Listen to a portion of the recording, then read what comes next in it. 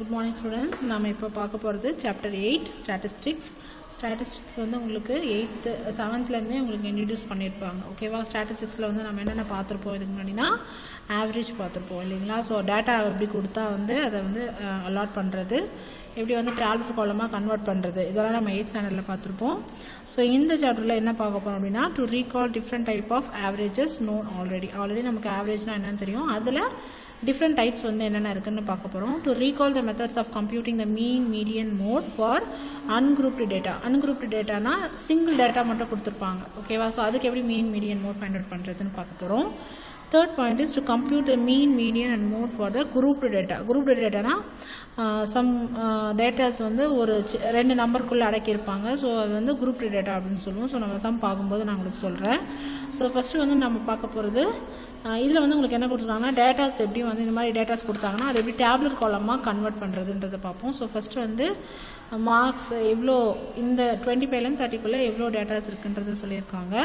அதுக்கப்புறம் இந்த number of datas எல்லாம் வந்து உங்களுக்கு மென்ஷன் பண்ணியிருக்காங்க. அதுக்கப்புறம் இந்த டேலி மார்க்ஸ் போட்டு ஃப்ரீக்வன்சியாக அதை கன்வெர்ட் பண்ணியிருக்காங்க. ஸோ இதுக்கப்புறம் இது டேப்லெட் காலமாக மாற்றிக்கலாம். ஓகேவா? So measure of central tendency தான் நாம் பார்க்க போகிறோம். ஸோ அதில் வந்து பார்த்திங்கன்னா உங்களுக்கு 3 மெயின் கான்செப்ட்ஸ் வந்து மீன் மீடியன் மோட். ஸோ அந்த மீன் மீடியன் சென்ட்ரல் டெண்டன்சி அப்படிங்கிறதே வந்து உங்களுக்கு 3 டைப்ஸில் வந்து நம்ம ஃபைண்ட் அவுட் பண்ணலாம், mean median mode. So first நம்ம மீன் எப்படி ஃபைண்ட் அவுட் பண்ணுறது, அரித்மெட்டிக் மீன் வந்து எப்படி ஃபைண்ட் அவுட் பண்ணுறதுன்னு பார்க்க போகிறோம். ஸோ இதுக்கான ஒரு ஃபார்முலா இருக்குது. ஸோ மீன் எப்படின்னா எக்ஸ் பார் அப்படின்னு நம்ம இதை டினோட் பண்ணுவோம்.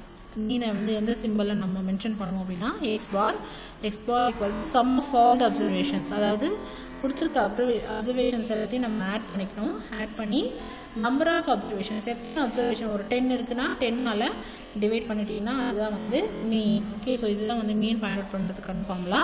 ஸோ இந்த எக்ஸசைஸில் ஃபஸ்ட்டு எக்ஸசைஸ் 8.1 பார்த்தீங்கன்னா உங்களுக்கு மீன் எப்படி ஃபைண்ட் அவுட் பண்ணுறது அப்படிங்கிறத அவங்க சொல்லியிருப்பாங்க. ஓகேவா? ஸோ அதுக்கடுத்த எக்ஸசைஸ் மீடியன், அதுக்கடுத்த எக்ஸசைஸ் மோட். ஓகே, ரொம்ப சிம்பிள் 3 எக்ஸசைஸ் அந்த இது இருக்குது.